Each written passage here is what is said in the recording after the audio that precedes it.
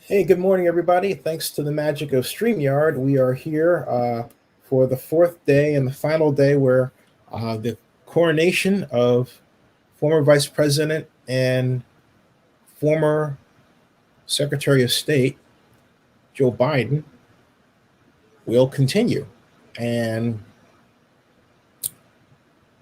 wow, this is going to be an extraordinary day. Will continue. And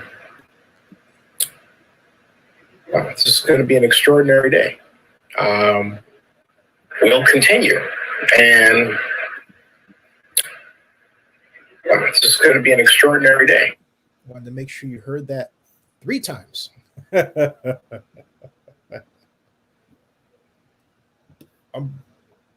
all accounts, this has been a very successful convention. All things considered, this virtual thing is becoming a thing. You know, highlights and takeaways. Well, I'll share those later. Right now, I'm waiting for the meeting prompt so I don't miss the signal or miss the moment, as they say. Right. So we're in the room, as they say. We're in the room and waiting. So to make absolutely certain I'm not missing anything. One moment, please.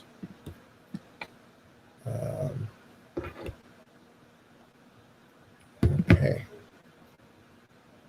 And we're competing against the Buccaneers press conference.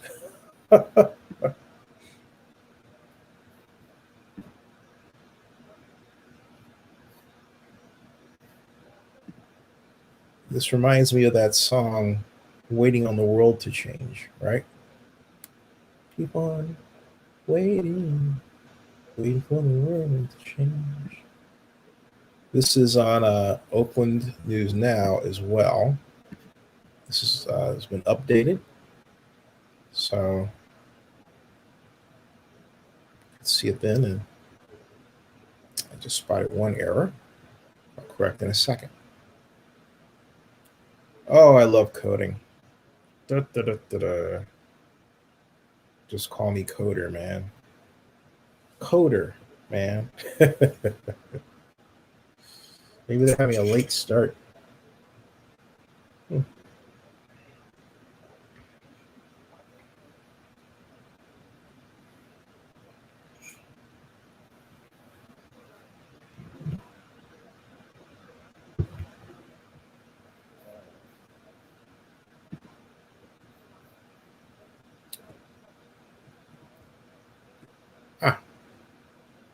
It rendered. Let's see here.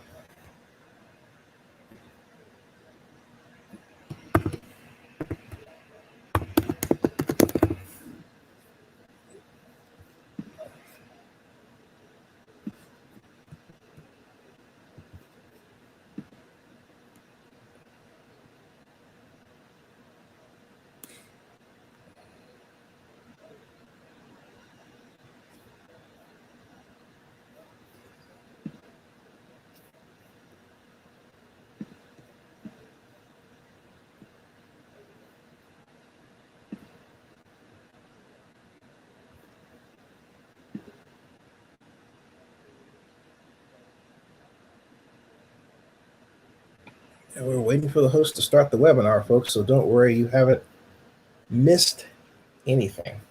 Usually there's a prompt saying that we'll be with you shortly, but we don't even have that right now. Wait a minute. I think something is coming. It's spinning. Waiting for the world to change.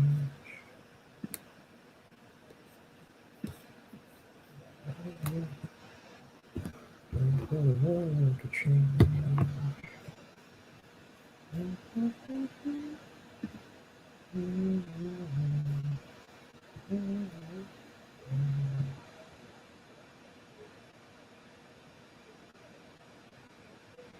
Two, 3.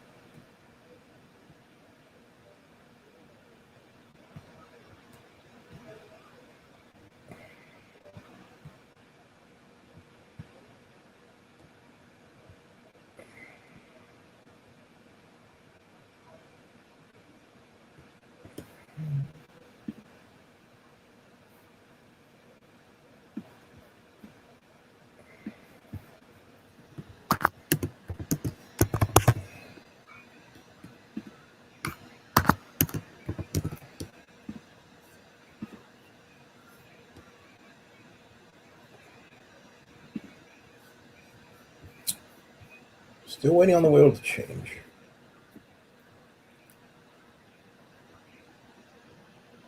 I said 11, now we're moving in on 6 minutes late.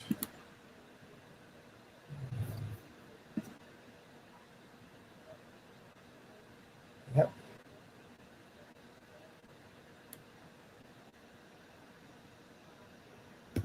Maybe they're trying to line up the special guest. Or, let's see here. Oh, no. Weird emails, just late. Okay.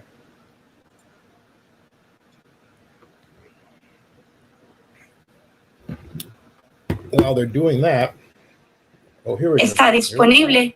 Para interpretación, haga clic en el icono del globo terrestre en la parte inferior de la pantalla. Here we are, folks. We're there. And that's not it. I have to. Thank you for joining this Biden-Harris press briefing. Our program will begin shortly. I think you heard that, right?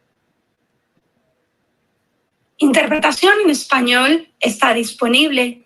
Para interpretación, haga clic en el icono del globo terrestre en la parte inferior de la pantalla. Welcome, everybody. We're really going to. Good morning. Thank you all for being with us on the final day of the Democratic Convention and ahead of Vice President Biden's remarks accepting the nomination for president from the Democratic Party.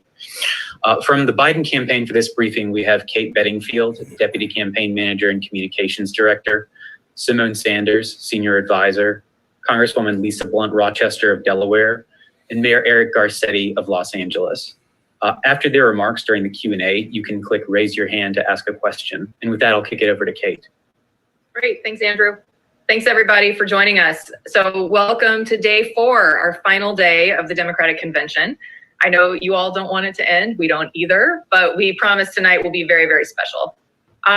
Throughout this convention, we've heard from leaders past and present, advocates, and everyday Americans from all across this country about standing up and fighting for what you believe in. Last night, we heard from former President Barack Obama and our now official vice presidential nominee, Kamala Harris, about the importance of this moment, the need to come together as Americans and do the just and necessary work to build a more perfect union for us all. You also heard speakers again encouraging people to text VOTE to 30330 or go to iwillvote.com.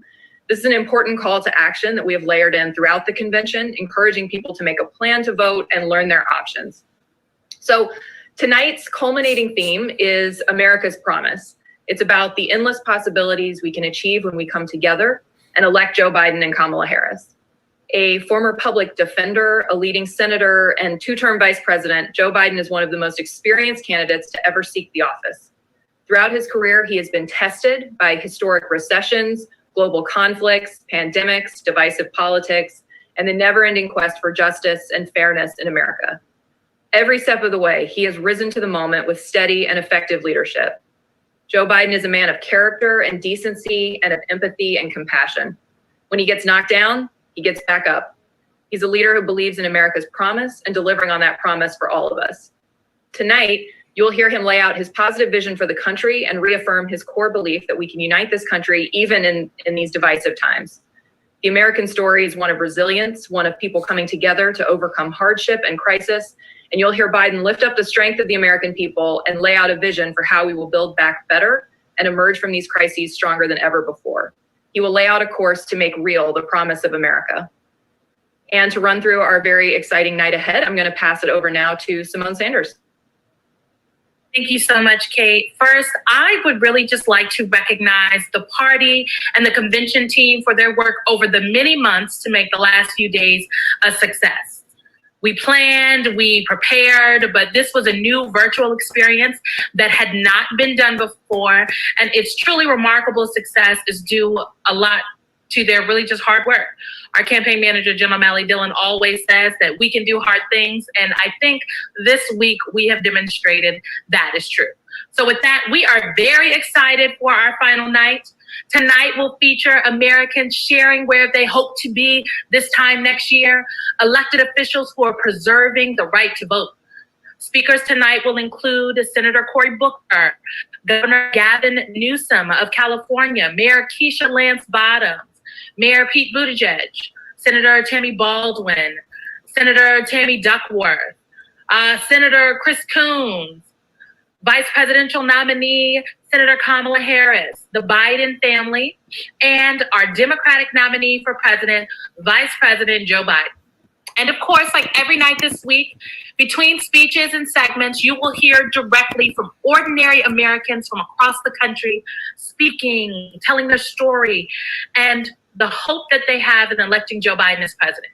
We are very excited for tonight. We're looking forward to it. It's been a long road, and tonight really kicks off the next 75 days until Election Day. So now I'd like to introduce our special guest, or one of our special guests today, Biden co-chair, Congresswoman Lisa Blunt Rochester. Congresswoman. Thank you so much, Simone. And I want to start out by thanking the DNC and all the staff that put together this innovative, creative, and substantive convention. I also want to especially thank the Biden team. They are extraordinary. They have given so much of their time and their talents, and I greatly appreciate everything that they've done. Simone, I give you a special shout out as well, being a connection to me and our team. And so I want to thank them. And I think before I even start my official remarks, I have to say how full and momentous last night was for me to watch Kamala Harris, to watch Senator Kamala Harris accept her nomination. When she said, "I accept your nomination for Vice President of the United States of America," it all sunk in. All of the effort, all of the time, all of the centuries. And this morning I pulled out my pink hat. And when I marched in that women's march the day after Donald Trump was elected, I had this pin, Shirley Chisholm, on my hat, unbought, unbossed. And so last night, I think all of us kind of work, and don't really think or take a moment to let it sink in. But last night was a moment that we have to let sink in, but also to energize us and fuel us to move forward. And that's why tonight is so exciting and so special, because tonight's theme of America's Promise and to hear from Vice President Joe Biden is going to be a whole another level of special. I've known Joe Biden for almost 40 years. He's a friend of my dad's. My sister worked for him. My family has known his family, and he has been personally to me a great friend and mentor. He has what we've all known, decency and integrity. And he does everything that he does with a singular, unrelenting passion to make the lives of those around him better. He's been tested personally and professionally. And he's confronted devastating loss, finding purpose in the darkness and inspiring others along the way to do so as well. And I can speak from experience, because when my husband unexpectedly passed away at the age of 52, it was Joe Biden who found me in a hospital and called to let me know that things were going to be okay and that I too could serve someday. Joe believes in the power of the American spirit, the power to overcome anything and everything. And as he often says, the American people have never, ever let us down, and they never will. We are in difficult, dark times, but with Joe Biden leading us, we will conquer any challenge. When I gave my remarks the other day, I started off by saying, in a history class in the future, children will be learning about this moment that we're in today, and that they'll be learning about our pain and our grief and our worry, but that they will also be learning about a man named Joe Biden, who helped restore dignity and decency to our government and integrity to our democracy.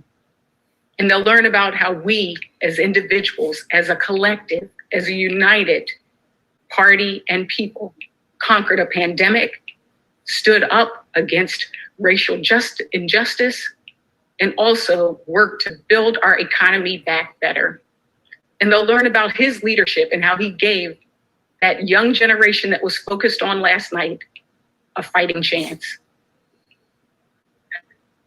I would just end by saying that when I decided to support and endorse Joe Biden before he even ran, I remember sitting down with him, and on the back over on his shoulder, I could see a picture of his son, Bo. And in that moment, I knew that he stepped up because he had just seen what happened in Charlottesville. He knew that he could still serve and that he still had purpose, but that he cared about our country and he cared about the world. And I will never forget that moment. I am grateful to him for stepping up. And I knew that of all the incredible candidates we had across that platform, Joe Biden was the one who could unite us from Harlem to the heartland. He was the one who could unite us. And we need that now more than ever. I was fortunate to serve on the VP selection committee with an incredible, incredible fellow public servant, Eric Garcetti. He's the mayor of Los Angeles. He is a true patriot in this country. And he is also now my new friend. And it is really my pleasure to pass the baton over to my friend and fellow Biden co-chair, Eric Garcetti. Mr. Mayor. Thank you, Congresswoman. And I just feel like I heard an amazing keynote speech. You have been an extraordinary friend. We're both co-chairs. We were both on this crazy committee to find a vice president for the greatest vice president we've ever had, which is like Michael Jordan asking us to find a shooting guard for him. And yet I have seen who you are, and it reflects that same Biden ethic of goodness every single day. So thank you. Thank you for being a part of this. Thank you for the handoff. And thank you to Andrew and to Kate and Simone and the entire team. I've worked on a lot of campaigns. And, you know, campaigns, we sometimes joke are train wrecks from beginning to end. You just try to keep them on track. So there's infighting, this, that, and the other. This has been one of the most joyful experiences of my political life, working with this team and with extraordinary people committed to taking this country back. I'm going to make this really simple. This is an election that is about two people who now you've seen from Kamala yesterday, Joe Biden, who we know, who have the heart and the experience that this country needs, against the person who has neither. And that lack of heart that we feel, the missing empathy from the White House, is literally killing people. And that lack of experience of how to govern, how to unite a country and steer it through crisis is literally killing people. And when it's not killing them, it's killing their livelihoods. It's killing our promise. It's killing our reputation. So what we have with Donald Trump is a broken promise.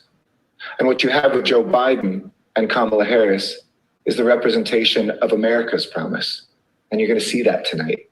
You're going to feel it just as we did yesterday, where unapologetically, we brought every voice forward.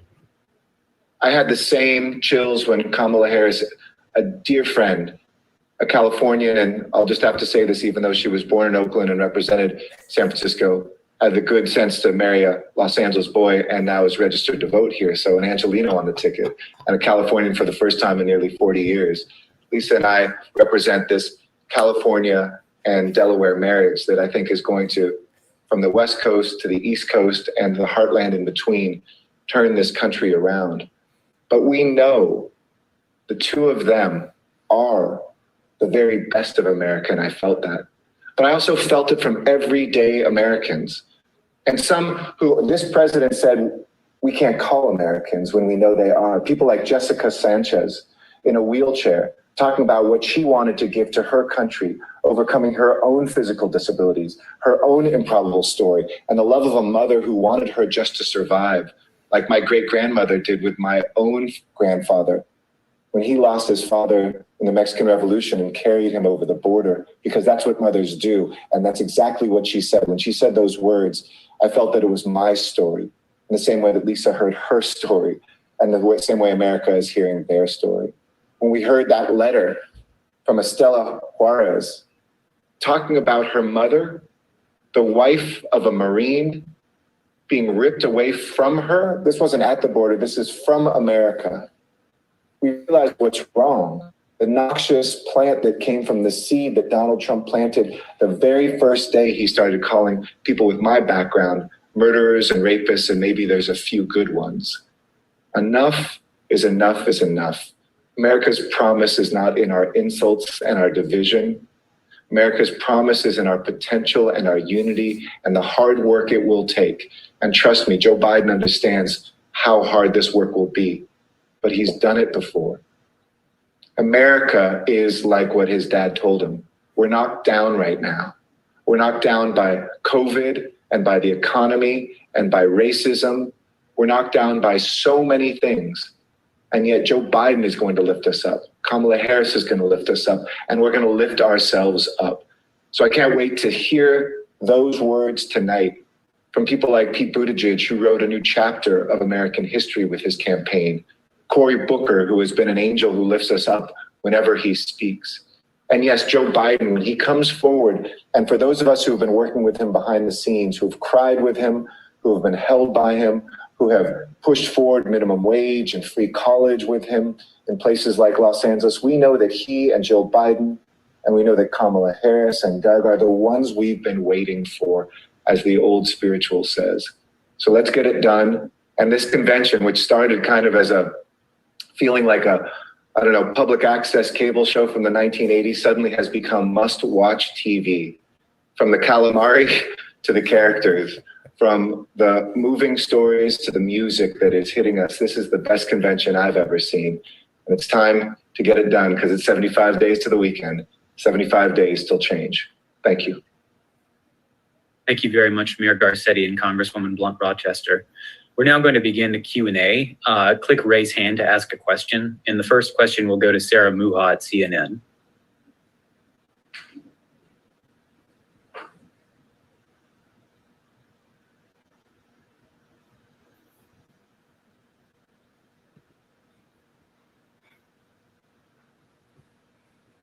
Hey, can you guys hear me? Yes, hear you now. Oh, good. You can see that embarrassing picture of me too. Good. Thanks so much for doing this. I was wondering if you would be able to tell us which of the VP's family members will be in the room tonight, and then if you have any reaction to Steve Bannon's indictment. Yeah, so on Bannon, I mean, look, no one needed a federal indictment to know that Steve Bannon is a fraud. Donald Trump has run the most corrupt administration in American history. He has consistently used his office to enrich himself, his family, and his cronies. So is it really any surprise that yet another one of the grifters he surrounded himself with and placed in the highest levels of government was just indicted? Sadly, it is not. And look, I think the American people deserve better. They deserve somebody like Joe Biden in the White House, somebody who's going to look out for their families, who's going to put the interests of the country first. I think the contrast on the kind of leadership that Joe Biden and Kamala Harris will offer in the White House couldn't be stronger with what we've seen from Trump, as he's spent the vast majority of his time in office thinking about himself, how everything reflects on him personally, and not thinking about how it impacts American families. We're in a time of unprecedented simultaneous crisis in this country. We need leaders like Joe Biden and Kamala Harris in the White House who are going to help American families build back better, who are going to make our economy stronger, who are going to get the virus under control. And I think what you're going to see tonight at the convention, what you're going to hear from Joe Biden is a positive and inspiring vision for moving this country forward and for building us back better. Thank you. And our second question will go to Mariana Sotomayor at NBC. Hi, all. Hopefully you can hear me. Happy last day of convention. Wanted to look ahead a little bit just because the last couple of weeks we've all lived through the painstaking Veep stakes, that announcement, and obviously now the convention. What are some of the things that we can expect to see from the former vice president and also Harris in the next coming weeks? Are we going to see them out in the Delaware-Philly area? Do you think we'll see them traveling to battleground states? Can you give us a sense of what we should expect these next couple months to Election Day? Sure. Yeah, well, No, go ahead, Simone. Go ahead. Well, I will start, and and then I'll pass it to Kate. But I will say, well, one, we have announced that the Vice President, Senator Harris, will be participating in a joint interview that we hope you all will tune in to see this Sunday. And as Vice President Biden has been doing since the onset, of this pandemic, he has been traveling to battleground states doing virtual travel, as has Dr. Biden. We expect that Senator Harris and Mr. Imhoff will also participate in those activities as well. And as the Vice President has said, will you see them on the ground in person in battleground states? If the science allows it, right? So we are listening to the experts, we're listening to the doctors. We want to make sure that folks are safe, but because we are connecting virtually does not mean we're not reaching actual voters. So those are some of the things I think you can expect, but I'm sure Kate has more. No, that's exactly right. I would just reiterate that, from the outset, we have let the public health guidelines be our North Star in determining how we campaign. Joe Biden views it as critically important for him to be to model responsible behavior, to listen to the public health guidance, and so that, as always, is going to be the thing that that determines how and where we travel. And our third and final question will go to Paul Steinhauser at Fox News.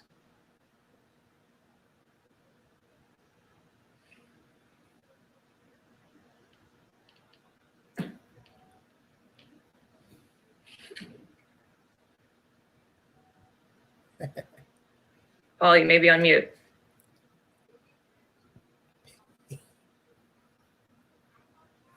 Pass. Hey guys, can you hear me? Yeah, we can hear you now. Terrific. In what appears to be like an unprecedented move, you've got the president heading to just outside of Scranton, PA today for a pre-buttal. He almost appears to be trolling the former vice president, and I'd love Kate and Simone, if you could weigh in on that. Sure, happy to, Paul. I mean, look, I think what the American people are looking for is a plan to get this virus under control. And my guess is that is not what they're going to get tonight. They're going to get more of the same old divisive attacks, these recycled political hits that Donald Trump and his campaign have tried to throw at Joe Biden since the moment he got in this race over a year ago. I think it only underscores for people just how bereft of leadership we are right now.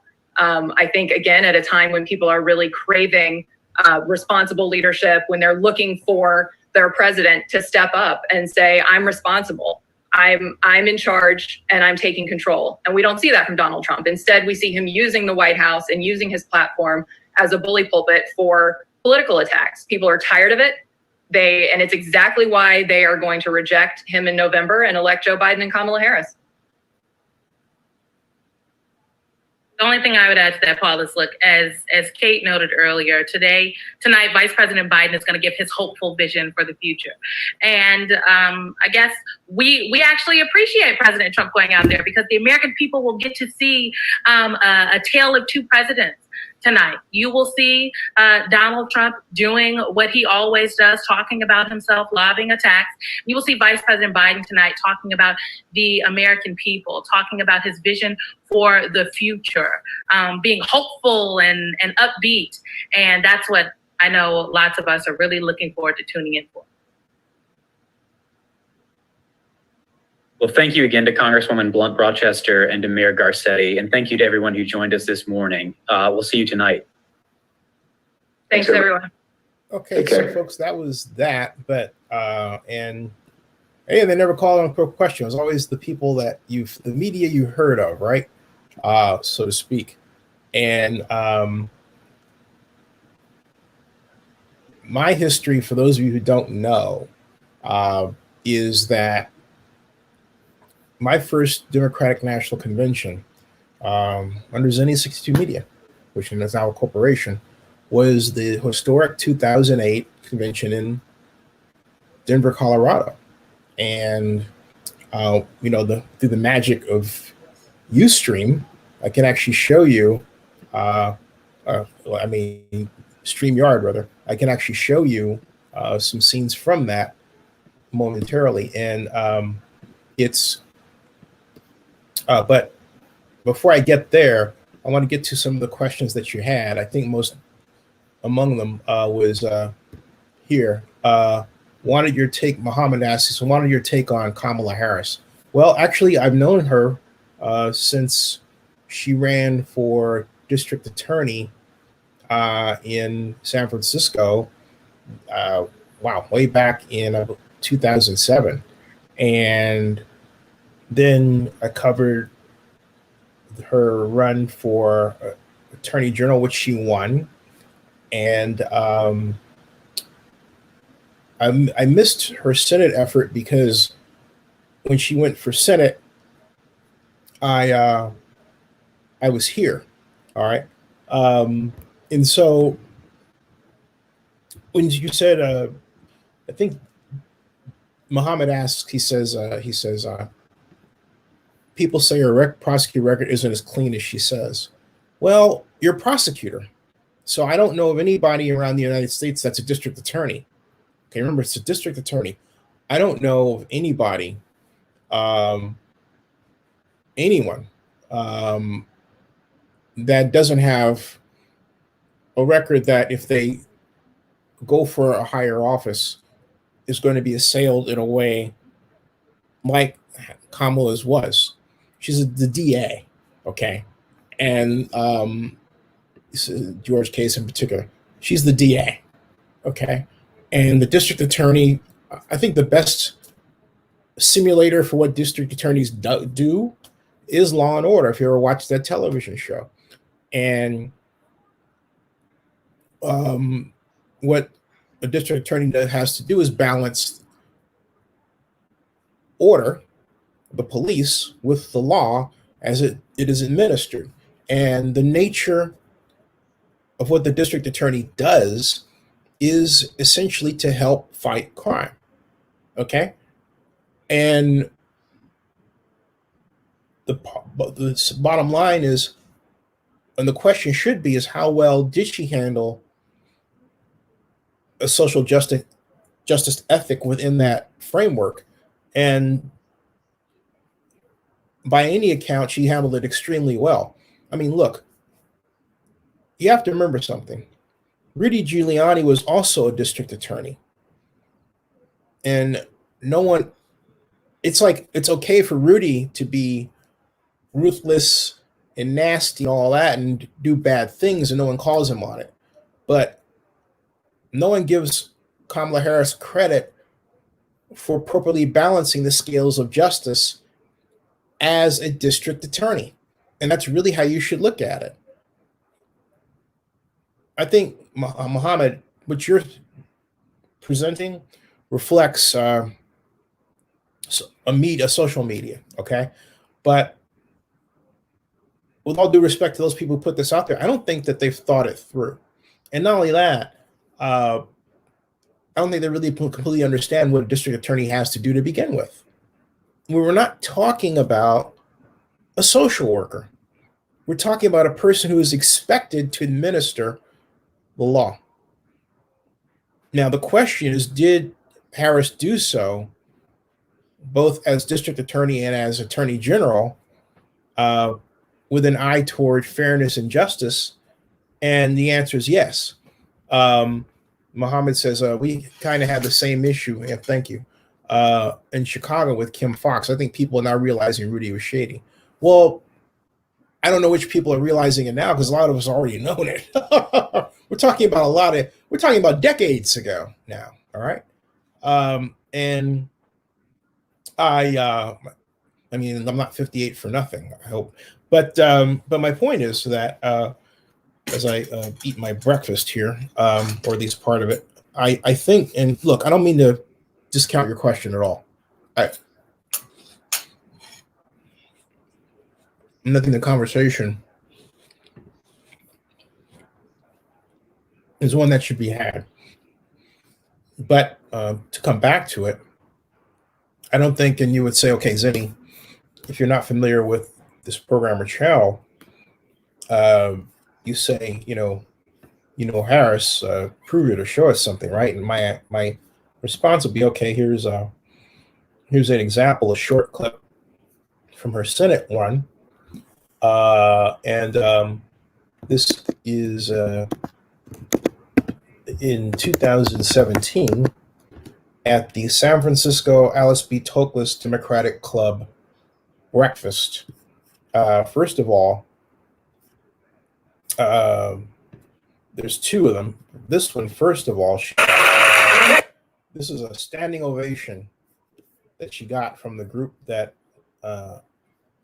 when I was there. Thanks to, I have to give a shout out to my good longtime friend Beth Schnitzer, who for some reason this is not coming up like I want it to. It says your browser has blocked your screen. Click the screen icon in your address bar to allow access. And I did do that. So share screen, and it's not working. How about that for StreamYard? It's not working properly. I press it, then I press share screen, and it gives me that little pink thingy there in the address bar. And yeah, it's an issue. So, I'm going to have to just bag that one because it doesn't want to come up. Or better yet, what I'll do is this. I will take the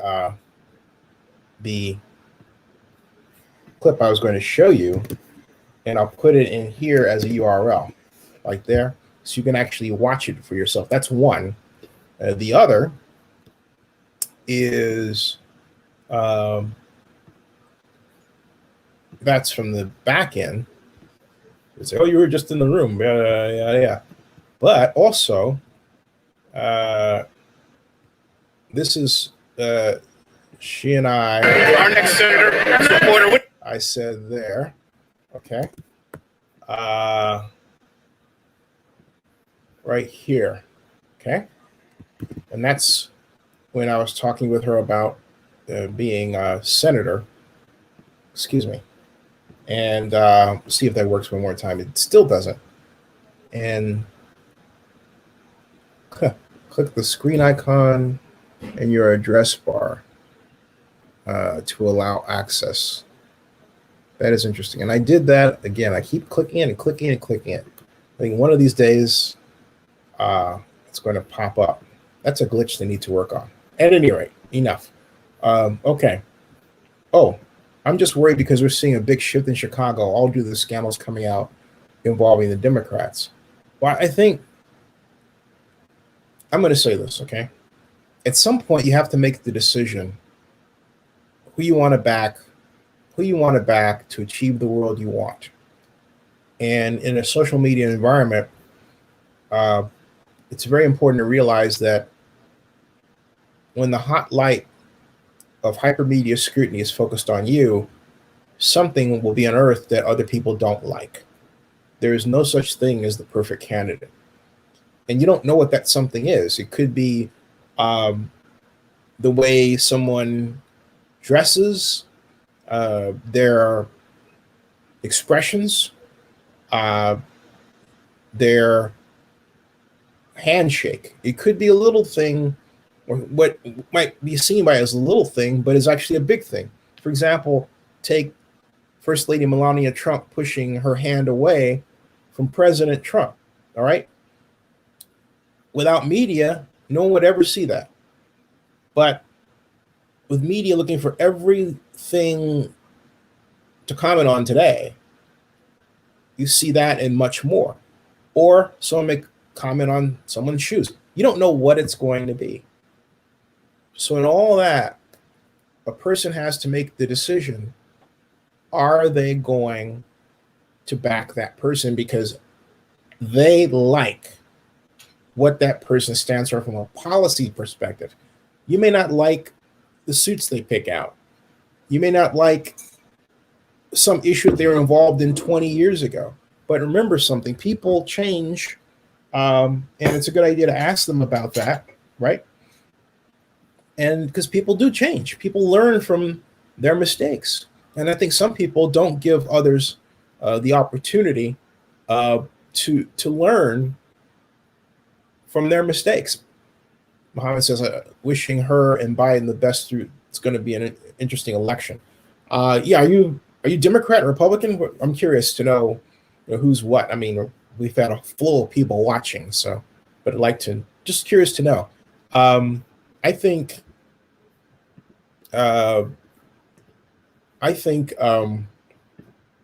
this is for me, as a Democrat and as a Democratic blogger, and I say again, was one of the first 128 bloggers ever to cover or be invited to cover a Democratic National Convention. I'm excited, but I'm also concerned that once again, our media shock troops are not being marshaled. There is, by contrast, there's conservative media, and much of the organizations that were called on were conservative. So I'm quite concerned that the party still doesn't have its media act together. That's a big issue with me. All right, folks, we'll be back with more. Remember, tonight we'll start again at 6:45. We'll have more NFL news. In fact, the Buccaneers, I believe, had their press conference today. The Raiders hold their first closed practice in Allegiant Stadium tomorrow, but I'm expecting we'll see a lot of pictures from that. All right. Remember, don't forget to vote. I can't emphasize enough how important it is to make absolutely certain you vote. And tell your friends to vote. And tell your friends to get registered to vote. And then fill out your absentee ballots, or, hey, get ready for long lines and stand them. And subscribe to Zenny62 and bookmark oaklandnewsnow.com. And if you have a video comment you want to make about this, and I'll pay you. Not a lot, but I will pay you. 30 seconds. Send it to me. Make the video clip, 30 seconds, and then send it to me here, Zenny at Zenny62media.net. Okay? So you send that to there. Zenny at Zenny62media.net. 30-second clip about the election, expectations, whatever's on your mind. Make it clean, because if it's not appropriate, I won't use it, obviously, and I'll send it back to you and I'll explain why. Thanks, everybody.